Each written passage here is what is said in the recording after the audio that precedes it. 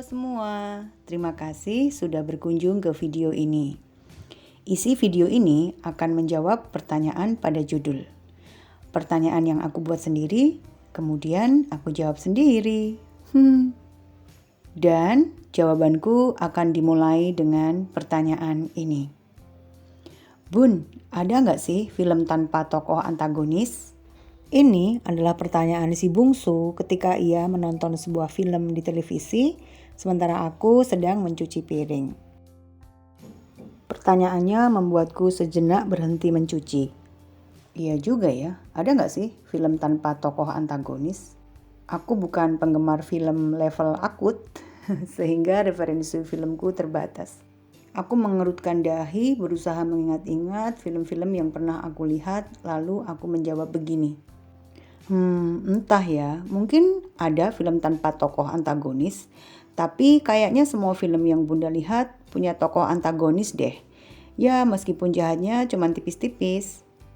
Lalu si bungsu menimpal. Oh iya, seperti film Cars 3, antagonisnya tidak jahat-jahat amat. Aku diam mendengar jawaban si bocah. Cars 3, itu kan film yang sudah cukup lama. Tapi ya lumayan sih, aku masih agak ingat garis besar ceritanya.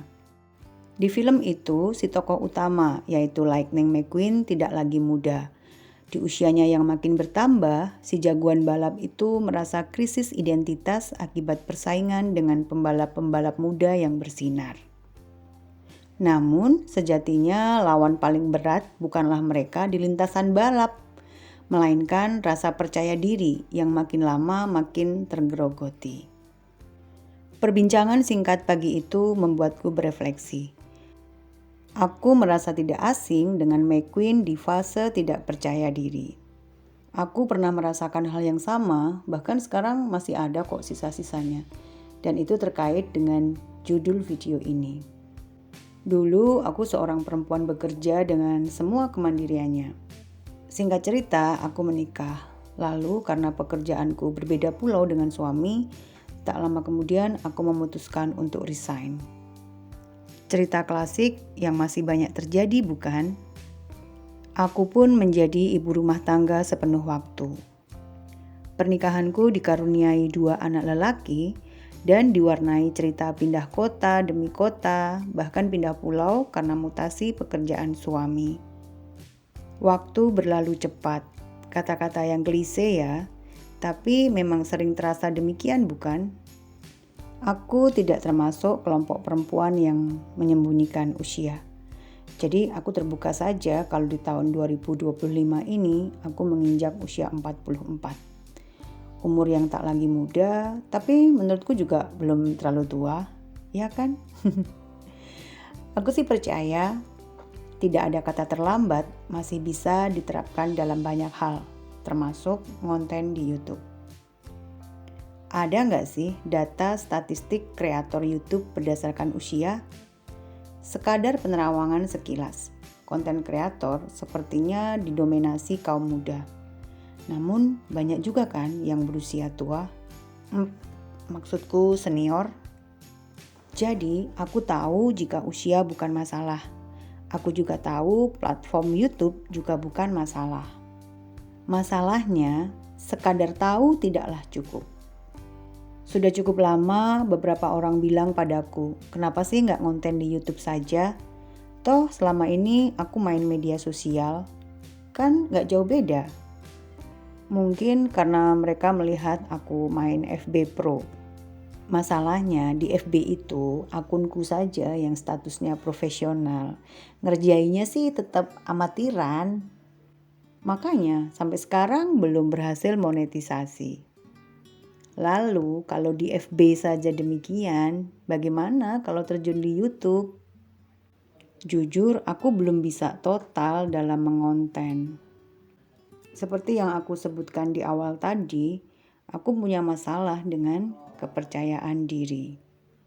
Apalagi aku mengambil tema ibu rumah tangga yang mau tidak mau akan mengekspos banyak sisi kehidupanku ke dunia maya. Aku juga merasa belum pandai mengambil dan mengedit gambar. Bagaimana kalau kontenku tidak bagus dan malah bikin malu? Orang-orang yang mengenalku di dunia nyata mungkin tidak mempercayai alasan ini. Sebab sekilas aku tampak pede-pede saja melakukan berbagai hal. Namun menurutku percaya diri di dunia nyata itu tidak menjamin percaya diri di dunia maya. Seperti halnya seseorang bisa cas-cis-cus di depan orang-orang tetapi belibet di depan kamera. Bagaimana kalau menurut kalian? Aku juga punya masalah dengan konsistensi. Kalau orang Jawa itu bilangnya obor-obor belara, atau kalau di bahasa Indonesia istilahnya hangat-hangat tai ayam dalam melakukan banyak hal. Padahal dalam banyak pekerjaan termasuk membuat konten, konsistensi adalah harga mati. Iya kan? Jadi seperti refleksi tentang Lightning McQueen tadi, tokoh antagonis yang menghambat aku konten di YouTube bukan orang lain, tetapi diriku sendiri.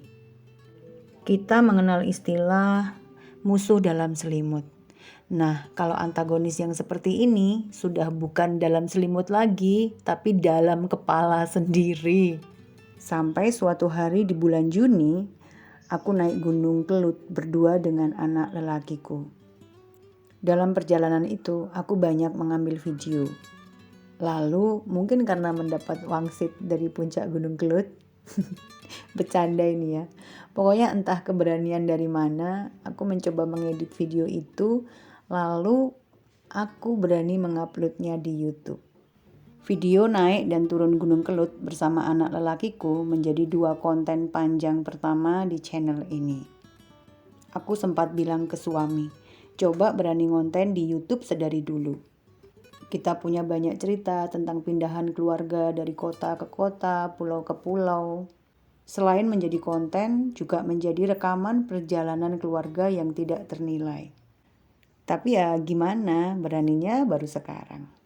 Ya sudah, percaya saja bahwa segala sesuatu indah pada waktunya. Aku mencoba membuat daftar motivasi pribadi untuk aku ngonten di sini, yakni belajar hal baru, merekam perjalanan, mewariskan kenangan, dan berbagi cerita tentang kehidupan dari perspektifku selaku perempuan, istri, dan ibu. Kalaupun semua itu tidak cukup menginspirasi orang lain, setidaknya aku membangun rasa percaya diri sendiri. Sebagai ibu, membangun kepercayaan diri itu sangat penting, sebab ada anak-anak yang harus kita didik untuk percaya diri. Sering kejadian, para ibu mendorong anak untuk percaya diri mencoba hal-hal baru. Namun, jika si ibu yang ditantang, belum tentu ia mau. Oh iya, last but not least, aku ngonten di sini juga dengan tujuan cuan.